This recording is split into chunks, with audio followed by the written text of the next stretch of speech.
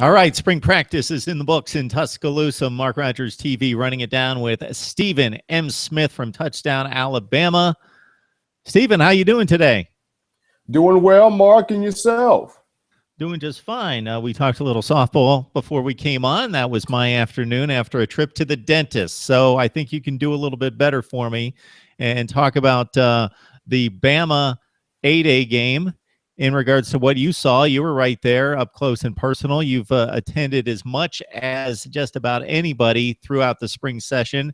So we'll start at the quarterback spot in regards to what you saw, because that's the headliner in regards to positional breakdown and positional battle. Well, during the A-Day game, Mark, Jalen Hurts, the true freshman from Channelview, Texas, arguably had the best showing of this young man. 11 for 15 passing, 120 yards and a touchdown. Really looked composed on the field despite 76,000 screaming fans. Jalen Hurts in the fourth quarter guiding Team White on a 2-minute drill drive that ended on a 5-yard touchdown pass from him to Derek Keith. Blake Barnett moved the ball well, 9 of 16 passing for 112 yards, was sacked a couple of times, including once by his own coach, Nick Saban, as Barnett runs smack into Saban and falls on the ground. But Blake Barnett was able to move the football. Cooper Bateman and David Cornwell at times looked very, very nervous, the two of them. Bateman only completing 9 for 24 passing, and the two as a whole, Bateman and Cornwell together, just 14 for 37 for 136 yards, no touchdowns, 1 interception. So the two older guys on Team Crimson, despite being there a combined 6 years between the two, still look kind of nervous. So Hurts graded out well. Maybe the only noticeable mistake he made by Nick Saban was caught on television. Some of the audio was caught in the shot near the end of the second quarter on the touchdown drive that you mentioned right there, is where Saban pulled Hurts to the side and explained to him the difference between saving the time, having to take a timeout, versus picking up an extra 4 or 5 yards with his legs. And Saban said to him a couple times, situational football. So that was a teaching moment right during the game right there. We'll just lay it out there for the rest of the offense, Stephen. Obviously, the offensive line loses 2 or 3 starters. The running back job is kind of up for grabs, whether it's going to be one man going to take over for Derrick Henry or a committee. Just your thoughts about the rest of the offensive performance. Well, the running back is going to be running backs by committee. Damien Harris really stepped up Saturday in the spring game, a young man from Barre, Kentucky, who put up 20 carries for 114 yards for Team White, averaged 5.7 yards per carry. You see the patience, him hitting the hole. You saw the vision, and you saw the determination to not be brought down by one guy. Saban mentioned that he's playing with a lot more maturity.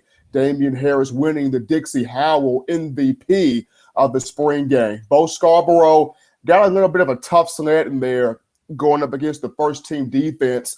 And when you're facing Reuben Foster, Tim Williams, good luck. You're not going to get much yardage against those guys. Bo Scarborough, 8 carries for 20 yards. So Damien Harris, the only back to not lose yardage in the spring game, and the only back to go over 100 yards. So Harris really proving his point that, yes, Bo Scarborough's talented, but I'm also here too. So a great job from Damien Harris. Harris really ripped it up in the first half with 91 yards out of that buck 14. Another comment that we heard on the television broadcast from ESPN at halftime was Nick Saban basically saying, yeah, we've got a no-score game, and I would like to see the offenses being able to operate the offense, but Tim Williams was kind of wrecking things for us, and we need him to kind of tone it down so we can actually see the offenses execute a little bit. Tim Williams is not going to tone it down. Here's a guy that came in to a star-studded 2013 class. Derrick Henry, Jonathan Allen, A'Shawn Robinson, Reuben Foster, Eddie Jackson, Cooper Bateman. I mean, the list goes on. This was a 2013 class that brought in 4 running backs. Alvin Kamara, of course, Alti Tenpenny, Tyron Jones, along with Derrick Henry. And of all the big names that came with that class, Timmy Williams got lost in the shuffle, did not play much his first 2 years in 2014 and 2013. And it actually took Nick Saban bringing Tosh LaPoy from being a recruiting analyst upstairs to being an actual outside linebackers coach to really spark some fire in the Tim Williams, because he didn't really catch on until week 4 of the season last year against Louisiana Monroe, where he had a couple of tackles and a sack in that game. And from that game in week 4 was where you really saw Tim Williams take off. This offseason, he set a goal for himself. He wants to break Derek Thomas's sack record, a very lofty goal. But if Timmy can develop into an every down player, he can get that. He can get that record because he's got the technique. He's taken on a leadership role, and he's got the speed. Yeah, and despite him coming back, as you well know, the heart and soul of that defensive front, the guys that really locked it down against rush offenses, they're gone. Reggie Ragland, the leader by all accounts on the defense, especially at the linebacking core, gone. Can you give us a feel for a couple of guys that really stood out? Maybe not just necessarily last Saturday, but throughout the last month that you think could really step in those roles?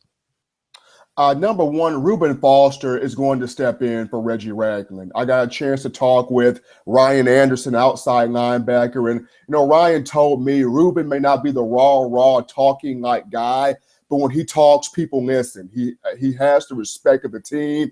He has the respect of the coaching staff, and this is a guy in Reuben Foster that Alabama's recruited since he was in the 9th grade. So Reuben's ready for this time. He's ready for the spotlight. He's ready to be, a big-time player. Another guy is Rashaan Evans, somebody that's been working an inside role as well as an outside role under Jeremy Pruitt. So those two, Rashaan Evans and Reuben Foster. Sean Dion Hamilton, a third guy that's willing to embrace kind of that expanded role at linebacker. On the defensive line, Jonathan Allen comes back, another guy that was a part of that leadership coronation with Sean Robinson and Jaron Reed. Jonathan Allen, a guy that led the team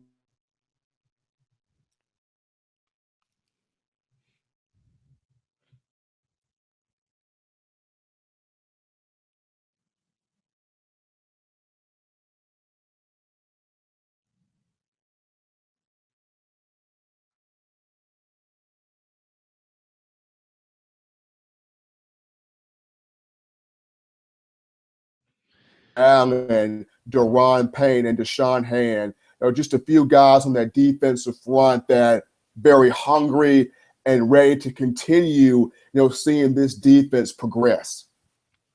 All right, Stephen, between now and the first week of August, when they go back to camp, obviously the two big goals for any football team is stay healthy and stay out of trouble. So if those two things can be accomplished, of course, maybe the most talented roster in college football should be in good shape. And what we would love to do with you, Stephen M., over the next 4 months is lock you down for positional breakdowns. So maybe when we get a chance, we'll run position by position and get us all set up for August camp. I'm down. I'm 100% ready for that, Mark. Just call my phone. We'll do it. Stephen M. Smith, Touchdown Alabama, breaking down the 8A game with Bama getting set for summer workouts headed to the fall. Stephen, it's always a good time, man. Thank you, Mark. I appreciate it.